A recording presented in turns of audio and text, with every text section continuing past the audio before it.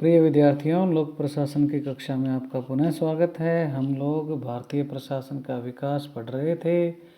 इससे पूर्व हम लोगों ने वर्तमान में जो भारतीय प्रशासन है उस पर क्या है, ब्रिटिश शासन जो है उसका क्या प्रभाव पड़ा, अर्थात जो ब्रिटिश कालीन जो परंपराएं हैं आज भी हमारे क्या है शासन में विराजमान है, दिखाई देती है, उसके बारे में हमने पढ़ा। आज हम वर्तमान जो भारतीय प्रशासन है उसकी विशेषताओं के बारे में देखेंगे। इसकी जो पहली विशेषता है वो यही है कि ये ब्रिटिश विरासत, पहली विशेषता। ये हम डिटेल में पढ़ चुके हैं, फिर भी मोटे तौर पर मैं बता देता हूँ कि सन 1947 में क्या है, सत्ता का हस्तांतरण जो है ब्रिटिश हाथों से भारत व पाकिस्तान नामक दो राष्ट्रों को हो गया था। स्वाभाविक रूप से पूर्ववर्ती जो विशेषताएं थी वो आज भी क्या है ब्रिटिश शासन की हमें दिखाई देती है। जिस प्रकार मुगल कालीन फारसी भाषा का आज भी राजस्व और न्याय प्रशासन में प्रभाव दिखाई देता है, उसी प्रकार अंग्रेज़ों द्वारा विकसित कानून, नियम, प्रक्रियाएं, परंपराएं भारतीय लोक प्रशासन में परिलक्षित होती है। अखिल भारतीय व अन्य लोक सेवाएं, सचिवालय व्यवस्था, नौकरशाही की कठोर कार्यप्रणाली, संघीय व्यवस्था एवं राष्ट्रीय एकता, प्रशासनिक अनामता तथा गोपनीयता, कमेटी प्रणाली, जिला प्रशासन, राजस्व प्रशासन, पुलिस प्रशासन, वित्तीय प्रशासन और स्थानीय प्रशासन, ये हम लोगों ने इससे पहले के वीडियो में पढ़े थे। ये सब क्या है ब्रिटिश शासन के जो क्या हैं मुख्य इस पर ये प्रभाव हैं जो आज भी क्या है भारतीय प्रशासन में दिखाई देते हैं। दूसरी जो मुख्य विशेषता है वर्तमान भारतीय प्रशासन की वो है प्रशासन का कानूनी स्वरूप। वर्तमान भारतीय लोक प्रशासन राजशाही, तानाशाही या चमत्कारिक सत्ताओं पर आधारित नहीं है, बल्कि संविधान के प्रावधानों के अनुसार क्या है वो संचालित है। राष्ट्र के समस्त नागरिकों की भावनाओं तथा इच्छाओं का पर्याय जो है वो संविधान प्रशासन तंत्र को वैध तार्किक सत्ता प्रदान करता है। संविधान के अनुसार भारत में विधि का शासन है, अर्थात कानून से बढ़कर कोई नहीं है। पूर्व प्रधानमंत्री श्रीमती इंदिरा गांधी के अनुसार कानून राजाओं का राजा है। अतः भारतीय लोक प्रशासन के प्रत्येक कृत्य या कार्य जिसको हम कहें या गतिविधि, उसका क्या है मुख्य आधार वो कानून है जो जन कल्याण, विकास, सुरक्षा, समानता तथा न्याय के मूलभूत सिद्धांतों एवं लक्ष्यों की पूर्ति हेतु बनाए जाते हैं। राज्य के समस्त कार्यों की पूर्ति का दायित्व आज के प्रशासन के कंधों पर है। अतः भारत में भी क्या है प्रशासकीय राज्य है। तो प्रशासन जो है वो क्या है कानूनी स्वरूप वाला है। ये भारतीय प्रशासन की एक विशेषता है। अगली जो विशेषता है संघीय ढांचे का प्रभाव। भारत के संविधान के अनुसार अनुच्छेद 1 में ये लिखा गया है कि भारत क्या है राज्यों का एक संघ है। अतः संघीय स्तर पर केंद्र अर्थात भारत सरकार तथा राज्यों में क्या है राज्य सरकारें कार्यरत है। संविधान की 7वीं अनुसूची जो है जिसका प्रावधान अनुच्छेद 246 में किया गया 246 में, उसमें क्या है शासन के कार्यों को संघीय, प्रांतीय तथा संवर्ती सूचियों में क्या है विभक्त किया गया। अतः आवंटित कार्यों के अनुसार लोक प्रशासन का संगठन व कार्यकरण क्या है निर्धारित किया गया है। रेलवे, डाकतार, दूरसंचार, विदेश नीति, ये क्या है केंद्र सरकार के कार्यक्षेत्र में आते हैं, जबकि पुलिस है, सिंचाई है, स्वास्थ्य है, स्थानीय शासन है, ये राज्य सरकारों के अधीन आते हैं। यही कारण है कि भारत में प्रत्येक प्रांत में राज्य प्रशासन पूर्णतया एक समान नहीं है। राज्यों में अपनी लोक सेवाएं तथा प्रशासनिक संस्थाएं कार्यरत हैं, जो राज्य के जो विधानमंडल हैं, जो विधानसभाएं हैं, उनके द्वारा जो बनाए गए अधिनियम हैं, उनके हिसाब से वो क्या है, कार्य करती हैं। तो केंद्र व राज्य के रूप में क्या है, सरकारें जो गठित हैं वो क्या है, एक संघीय ढांचा है। अगली जो मुख्य विशेषता है, लोकतांत्रिक मूल्यों पर आधारित है। आधुनिक विश्व में लोकतंत्र तथा कल्याणकारी राज्य की अवधारणाएं सभी जगह कम या ज़्यादा मात्रा में व्याप्त है। आज़ादी के पश्चात भारत में जनता जनार्दन के हाथों में जो सत्ताधीश थे, उनका चयन तथा नियंत्रण की प्रणाली क्या है, विकसित की गई। भारत में संसदीय लोकतंत्र की अवधारणा को अपनाया गया है। जनता द्वारा निर्वाचित प्रतिनिधि न केवल विधायिका में कानून बनाते हैं, बल्कि कार्यपालिका में मंत्री के रूप में भी लोक प्रशासन का नेतृत्व करते हैं।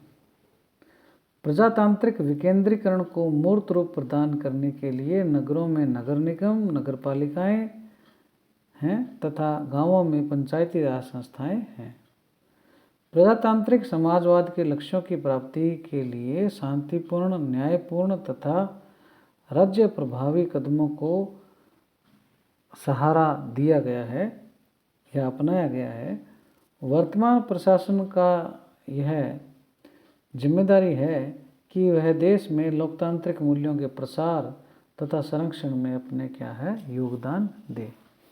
तो इस प्रकार से क्या है, भारत में संसदीय लोकतंत्र व प्रजातांत्रिक विकेंद्रीकरण को अपनाया गया है, ताकि लोकतांत्रिक मूल्यों को क्या है, ज़्यादा पल्लवित और संरक्षित किया जा सके। अगली जो विशेषता है, कल्याणकारी प्रशासन।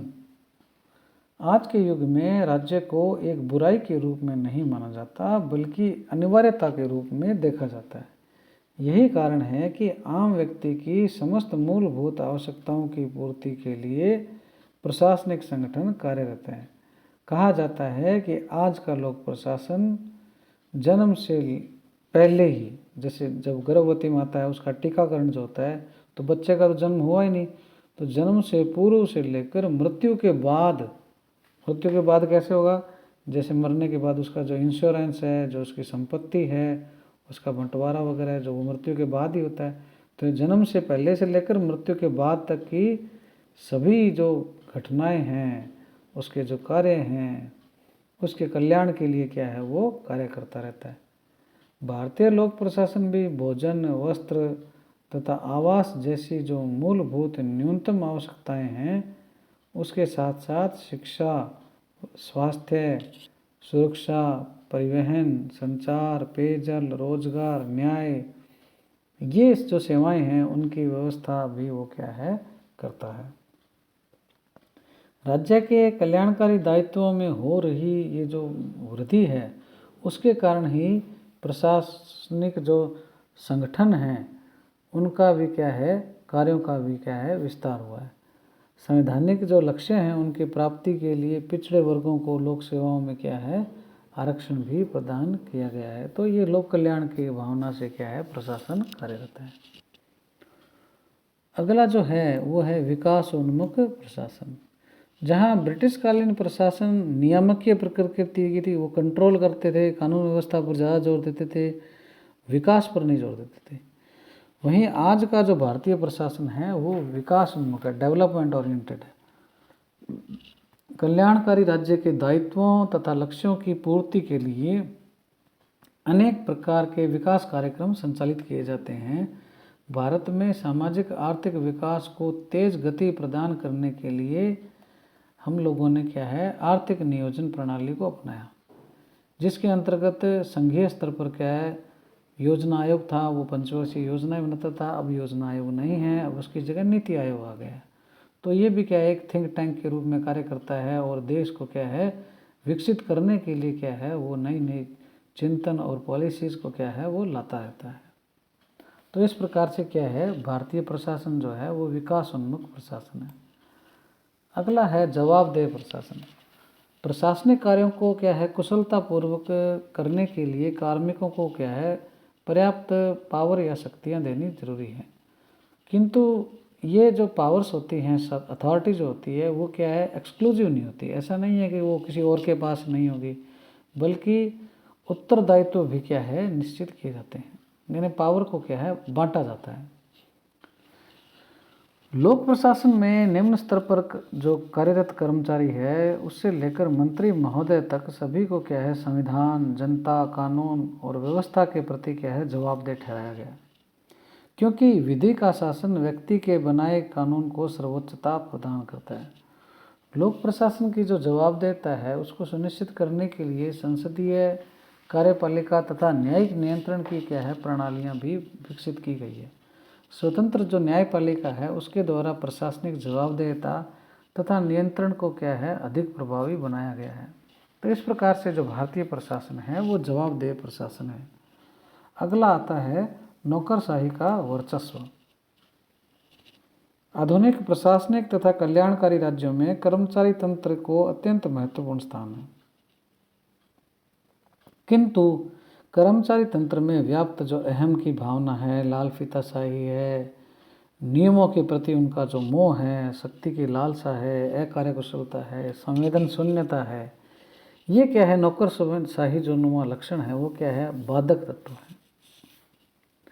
भारतीय लोक प्रशासन में भी भ्रष्टाचार, अकार्यकुशलता, अनुशासनहीनता सहित नौकरशाही के समस्त अवगुण विद्यमान है। यद्यपि भारत में लोक प्रशासन का बाह्य स्वरूप तो विकास उन्मुखी तथा कल्याणकारी दिखाई पड़ता है, तथा आंतरिक रूप से क्या है, प्रशासन तंत्र की कार्यशैली आज भी ब्रिटिश मॉडल पर आधारित है, जिसमें क्या है, आम आदमी की जो मानवीय संवेदनाएं हैं उससे ज़्यादा कहीं नियमों को क्या है, वरीयता दी जाती है। तो नौकरशाही का क्या है, वर्चस्व है, उसके जो दोष हैं वो क्या है, प्रशासन में व्याप्त हैं। अगली जो विशेषता है वो है उलझा हुआ प्रशासन तंत्र। भारत में लोक प्रशासन का कार्य क्षेत्र जो है कई प्रकार से क्या है, विस्तृत व उलझा हुआ है, क्योंकि अंग्रेजी शासनकाल से वर्तमान तक अनेक प्रशासनिक संस्थाएं भारत में गठित होती रही है। संघीय स्तर पर कार्यरत विशाल केंद्रीय सचिवालय तथा राज्य के जो सचिवालय सहित अनेक कार्यकारी संगठनों का संपूर्ण जाल जो है वो देश में क्या है, बिछा हुआ है। अनेक प्रकार के बोर्ड, आयोग, संगठन, ट्रिब्यूनल, संस्थान, परिषदें, प्राधिकरण, अभिकरण, निगम, सरकारी कंपनियां विभिन्न प्रकार के कार्यों के निष्पादन के लिए हैं। भारत में विश्व के सभी प्रमुख देशों में प्रचलित प्रशासनिक संगठन स्वरूप किसी न किसी रूप में अवश्य मिल जाते हैं। समस्या यह है कि यहाँ आयोग, समिति, कार्यदलों की रिपोर्ट के आधार पर नित नए संगठन स्थापित करना एक परंपरा बन गई है। परिणाम स्वरूप क्या है, परंपरागत जो नौकरशाही की कार्यशैली है उसमें कोई परिवर्तन नहीं आया है। संगठन तो नए नए बन रहे हैं, लेकिन जो नौकरशाही की जो काम करने की प्रवृत्ति है उसमें कोई बदलाव नहीं आया। और नए नए संगठन स्थापित होने से क्या है, नौकरशाही या प्रशासन का आकार और वित्तीय भार भी क्या है, बढ़ गया है। तो इस प्रकार से क्या है, उलझा हुआ प्रशासन तंत्र है। अगला है विशेषता, वो है समस्याग्रस्त प्रशासन। वस्तुतः कोई भी व्यवस्था या संगठन पूर्णतया क्या है, त्रुटि रहित नहीं होता, बल्कि कमियां या समस्याएं सभी संगठनों में पाई जाती है। लेकिन भारतीय लोक प्रशासन की जो व्याधियां हैं, बीमारियां हैं या कमियां हैं वो जटिल, असाध्य, विचित्र प्रकार की है।